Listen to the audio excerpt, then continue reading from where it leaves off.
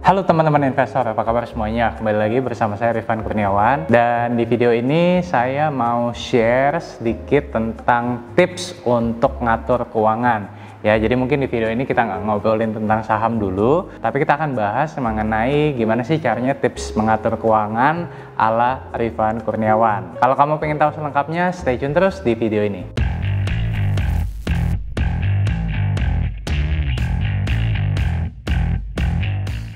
Oke, jadi di video ini saya coba akan share beberapa tips and trick buat kamu yang mungkin saat ini masih agak kesulitan nih untuk mengatur keuangan. Tujuannya apa? Supaya kalau misalkan kamu bisa mengatur keuangan kamu dengan lebih baik, tentunya kamu bisa mengalokasikan dana investasi kamu lebih besar lagi nantinya. Jadi buat kamu yang mungkin saat ini masih agak kesulitan nih untuk ngatur keuangan dan penghasilannya mungkin saat ini masih pas dengan pengeluaran. Nah, ini ada beberapa tips praktis buat kamu. Yang pertama, bedain pelit sama hemat. Nah, apa bedanya pelit sama hemat? Pelit itu adalah kalau kita punya uang, tapi kita nggak mau mengeluarkan sepeser pun, bahkan untuk hal-hal yang kita anggap penting. Sementara hemat, itu kita tetap mau mengeluarkan sejumlah uang, tapi sesuai dengan budgetnya. Ya, jadi kita sudah alokasikan, kita sudah budgetkan untuk mengeluarkan sejumlah uang dan kita stick dengan budget tersebut. Nah, yang kedua adalah bedakan butuh dengan ingin. Bedanya adalah gini,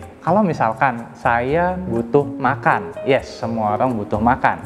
Tapi kalau misalkan saya kepingin makan enak, nah itu udah agak beda tuh. Ya, kepingin makan enak udah masuk ke dalam keinginan. Nah, jadi penting buat teman-teman untuk membedakan mana yang namanya kebutuhan, mana yang namanya keinginan. Nah, kalau misalkan saat ini penghasilan teman-teman masih agak ngepas, alangkah baiknya kalau teman-teman fokus dulu ke kebutuhannya, ya, bukan pada keinginannya terlebih dahulu. Nah, tips ketiga yang ingin saya bagikan adalah bikin budget bulanan, dan kalau bisa catat pengeluarannya. Ini tips yang saya lakukan juga. Kebiasaan kecil ini udah saya mulai dari usia saya 20-an. Dengan kita membuat budget bulanan, kita tahu nih alokasi pengeluaran kita per bulan tuh berapa. Dan yang nggak kalah penting adalah kita juga catat pos pengeluaran kita. Tujuannya apa? Tujuannya adalah supaya kita tahu kemana uang kita keluar.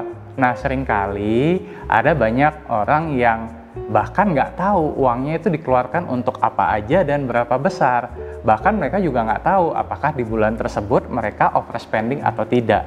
Nah, dengan membuat budget bulanan dan mencatat pengeluaran tadi, maka kita akan lebih disiplin dalam mengeluarkan uang. Tips yang keempat adalah sebisa mungkin tidak berhutang. Nah, jadi kalau misalkan saat ini penghasilan teman-teman masih agak ngepas nih, usahakan deh kalau bisa jangan berhutang. Ya, baik itu dalam bentuk kartu kredit atau hutang kepada teman dan lain sebagainya. Kenapa? Karena hutang itu akan menimbulkan bunga. Nah, seringkali ada banyak orang yang dia menggunakan kartu kredit. Sebenarnya nggak ada yang salah dengan menggunakan kartu kredit. Tapi yang salah adalah ketika dia tidak memiliki kemampuan untuk melunasi kartu kreditnya tadi. Sehingga yang dibayarkan hanya minimum payment-nya dan bunga berbunganya ini yang akan makin menekan dia. Nah, saran saya kalau misalkan kita ingin beli satu barang tapi kayaknya saat ini kita belum mampu deh, ya menurut saya jangan terlalu dipaksakan. Nah, yang kelima adalah perbanyak sumber pemasukan. Jadi jangan hanya berhenti pada menghemat atau menekan pengeluaran, teman-teman. Itu satu hal atau satu langkah yang positif dengan teman-teman tadi menekan beberapa pengeluaran yang tidak perlu, tapi saran saya jangan berhenti di situ. Sebisa mungkin bikin pos-pos pemasukan lainnya kalau saat ini teman-teman bekerja penuh waktu di perusahaan. Ya, tidak ada salahnya kalau misalkan teman-teman juga mencari side hustle lainnya, baik itu misalkan sebagai freelancer atau juga misalkan jualan online atau dropshipper dan lain sebagainya. Nah, tips yang keenam adalah jangan lupa dana darurat. Nah, dana darurat ini penting banget buat kalau misalkan tadi teman-teman udah bikin budget pengeluaran bulanan, itu kan yang pasti terjadi setiap bulannya. Tapi gimana kalau misalkan ada hal-hal lain yang tidak terduga? Ya, misalkan amit-amit ada anggota keluarga yang sakit dan butuh perawatan. Nah, itu kan tidak kita rencanakan sebelumnya. Dana darurat ini akan sangat membantu. Ya idealnya berapa kalau misalkan teman-teman masih single, ya belum berkeluarga, ya rasanya 6 bulan juga sudah cukup. Nah itu tadi beberapa tips buat teman-teman yang mungkin masih single, masih baru mulai menata keuangannya, dan mungkin penghasilannya masih agak ngepas. Nah sekarang gimana kalau misalkan kita sudah siap untuk naik level? Ya, jadi penghasilan kita sudah lebih besar, kita sudah berkecukupan. Nah, ini ada beberapa tips yang juga saya ingin bagikan. Yang pertama adalah investasi untuk passive income. Jadi kalau misalkan tadi teman-teman sudah bekerja, ya ketika kita bekerja itu adalah active income. Dibutuhkan tenaga kita, kehadiran kita secara fisik untuk bisa menghasilkan uang. Ya, contoh kalau teman-teman bekerja penuh waktu, ya maka teman-teman perlu datang ke kantor. Gimana amit-amit kalau misalkan kita sakit? Ya tentu kan active income tadi akan terpengaruh. Nah oleh karena itu alangkah lebih baiknya kalau teman-teman sudah mulai berkecukupan, ya naik level lagi nih ke investasi. Dengan investasi ini teman-teman sebenarnya sedang membangun yang namanya post passive income, dimana pada suatu saat nanti ketika teman-teman tidak bekerja secara aktif lagi, ya teman-teman masih bisa mendapatkan penghasilan dari passive income-nya. Yang kedua adalah pahami klasifikasi aset. Jadi aset itu sebenarnya ada dua jenis nih teman-teman. Aset yang kalau kita beli itu menghasilkan cash flow kepada kita secara positif, atau yang kedua adalah aset yang kalau kita beli justru akan mengeluarkan cash flow. Jadi cash flow-nya malah negatif. Contohnya apa? Misalkan kalau kita beli mobil, ya mobil memang aset. Ya, secara pengakuan akuntansi itu disebut dengan aset. Tapi kalau mobil digunakan untuk mobil pribadi, maka mobil itu sebenarnya adalah aset yang membuat kita itu mengeluarkan cash flow. Jadi cash flow negatif. Kenapa? Karena misalkan ketika kita membeli mobil, harga mobil akan terdepresiasi seiring berjalannya waktu. Ya, belum lagi kita harus mengeluarkan sejumlah uang untuk bensin, untuk perawatan, untuk asuransi dan lain sebagainya. Nah, bedakan misalkan dengan saham. Ya, saham sama-sama aset. Akan tetapi saham adalah jenis aset yang menghasilkan cash flow secara positif.